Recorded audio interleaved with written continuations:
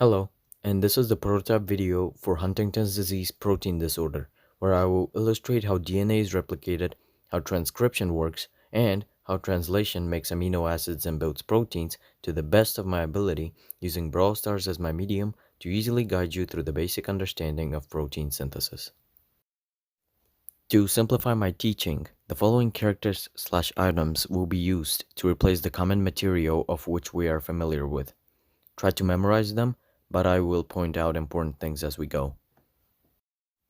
So we will begin with DNA replication first. It all starts in the nucleus of the cell, where the DNA is held.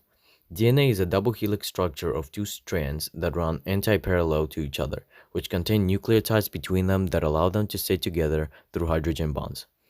Nucleotides are made out of a phosphate group, a deoxyribose, and a nitrogenous base. Phosphate group and deoxyribose are connected with a covalent bond, and nitrogenous bases are connected through hydrogen bonds among themselves. The nitrogenous bases are adenine, thymine, cytosine, and guanine. Adenine pairs with thymine and cytosine pairs with guanine in DNA. According to Chargaff's rule, quantity of adenine is equal to thymine and quantity of cytosine is equal to guanine. Now, with that out of the way, we can begin replication. It starts with an enzyme, helicase, to break the hydrogen bonds between the nitrogen bases of the two strands and form a replication fork.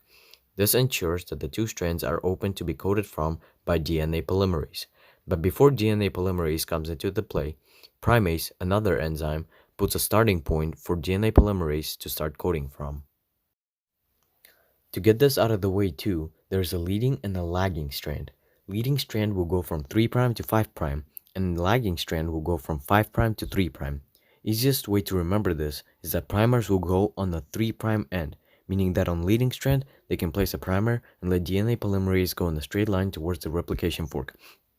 While in the lagging strand, it will go as far as it can towards 3', go towards 5', but then as helicase opens up more strands to be coded from, it has to bring the primase back to place another primer as close to replication fork as possible so that the DNA polymerase can make another Okazaki fragment between the primers.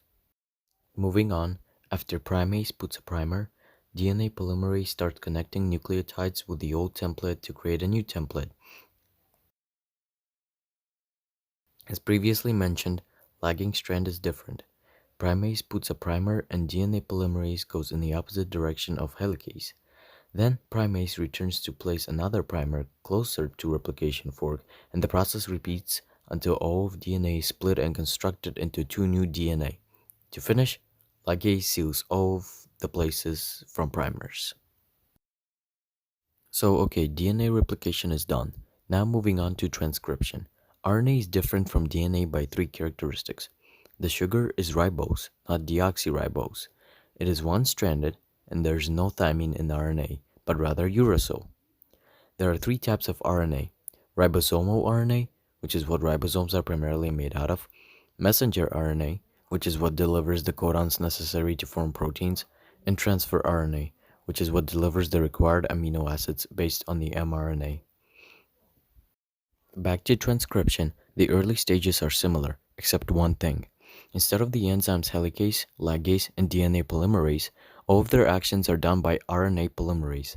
It starts out by unzipping just like helicase, finding nucleotides floating around to bond with the lagging strand just like DNA polymerase, except it focuses on just the lagging strand, and checks if anything needs to be attached together, like ligase. After the complementary bases are lined up based on the lagging strand, the mRNA has the essential nucleotides to code for a protein.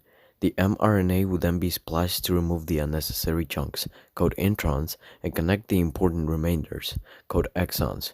Once introns are taken out, mRNA becomes mature mRNA, and it leaves the nucleus to find a ribosome and start translation/protein synthesis. In translation, the ribosome will slide along the mRNA and read the codons that associate with an amino acid. A specific combination and order of nucleotides will code for specific types of amino acids and specific protein overall. There are also three codons that code a stop function, and one that codes for start. Once mRNA is between the large and small subunit of the ribosome, there are three reading frames that allow three codons to be read at the same time. Once a codon is read, tRNA finds an associated amino acid with that codon based on the codon chart and pairs it with the mRNA.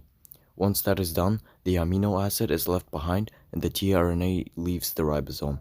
This process continues until a stop codon is reached and the amino acid chain, connected by polypeptide bonds, folds into a protein. So yes, I'm pretty sure this covers majority of what you need to know, so we are finally done. In terms of Huntington's disease, I'm not going to cover it here as it was covered in the PowerPoint already and the video is becoming longer than it needs to be. This took me over 15 hours to make, so I thank you for watching.